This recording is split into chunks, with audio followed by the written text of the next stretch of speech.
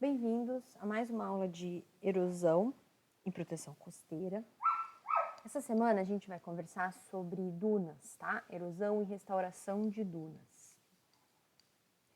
A gente vai começar com um pouquinho de gerenciamento costeiro para a gente entender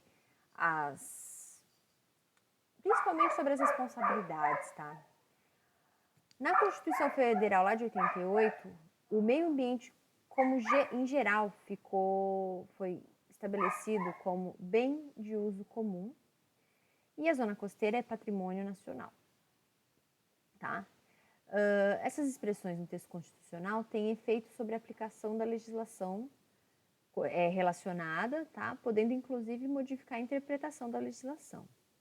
O conceito de patrimônio nacional tem o significado de domínio eminente, um conjunto de poderes outorgados à sociedade que, independente de qualquer outro título, condiciona ou submete todos os outros direitos sobre as coisas, inclusive a propriedade privada ou pública. Tá? Aqui a gente tem a quantidade, a área de dunas no Brasil, tá? A área de vários ecossistemas, na verdade, no Brasil, e aqui a gente tem a área de dunas, a gente tem uma área muito considerável, bastante representativa a quantidade de área que existe de dunas no Brasil, porém existe muito pouca legislação que se refere às dunas e quando ela existe, ela é extremamente vaga, tá? Então a gente tem mais duna do que praia. Se a gente for olhar bem aqui, ó, dunas a gente tem 318 mil alqueires. Agora eu não me lembro se isso aqui é alqueires ou se isso aqui é hectares, mas acho que é alqueires. E praias, 82 mil. Então, tipo, tem mais de 3 vezes, quase 4 vezes a área de dunas com relação às praias, tá? Manguezais tem muito mais e tal, estuários é o que mais tem. Mas a gente tem bastante duna. E não tem uma legislação muito clara e específica. No Plano Nacional de Gerenciamento Costeiro, existe a noção que tem que se dar prioridade à conservação e proteção, entre muitas coisas, dos seguintes bens. É bem geral, né? Recursos naturais, renováveis e não renováveis.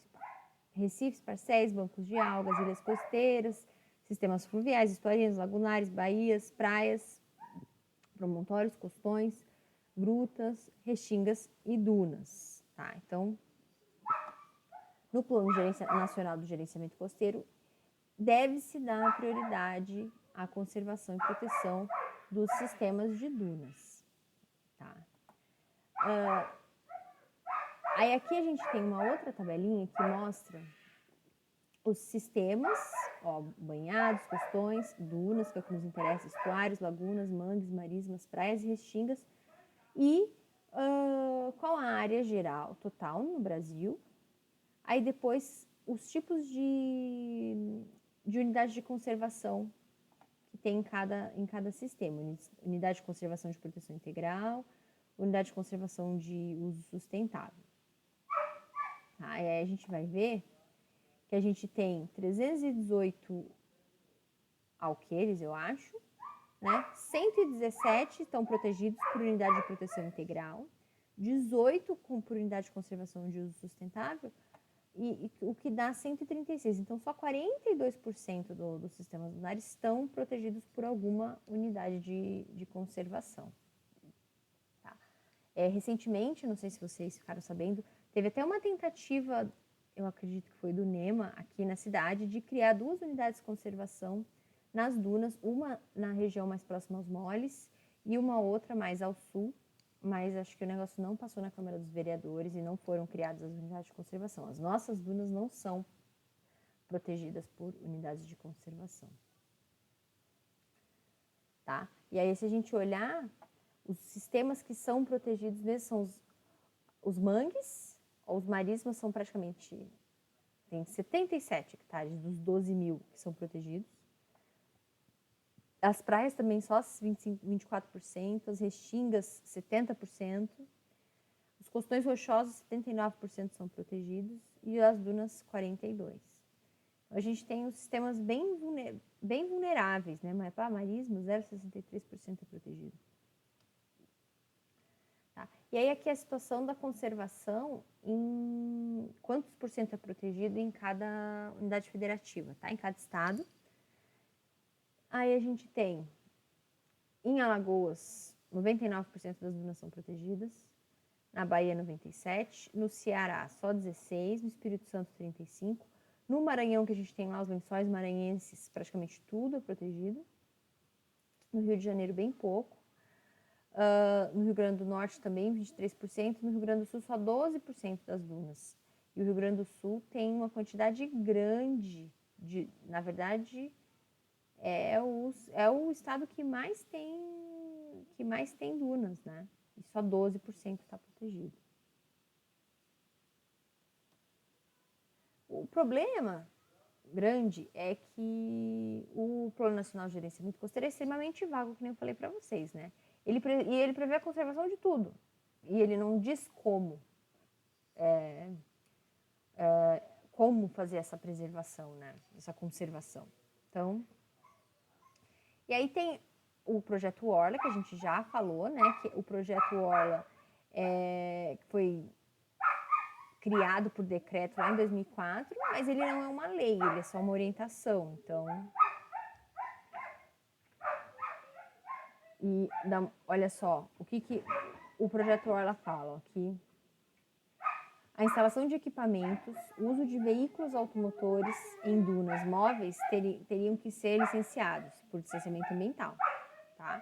E esse licenciamento teria que considerar o efeito dessas atividades na dinâmica do sistema dunar, bem como teria que ser autorizado pela Secretaria do Patrimônio da União, e porque é uma utilização de uma área de uso comum, né? De bem de uso comum. Mas a gente vê que não funciona. Assim, a gente vê muita coisa acontecendo nas dunas e nada é feito. Olha só, na Europa, as dunas costeiras só existe 75% do que existia há 100 anos atrás. Aí aproximadamente 45% permanecem pouco alteradas. Só no Mediterrâneo, 25% desses 45, 25 estão lá na costa do Mediterrâneo, né? Existe uma estimativa de taxa de desaparecimento de dunas e praias na Europa, que é de 30 alqueires por ano.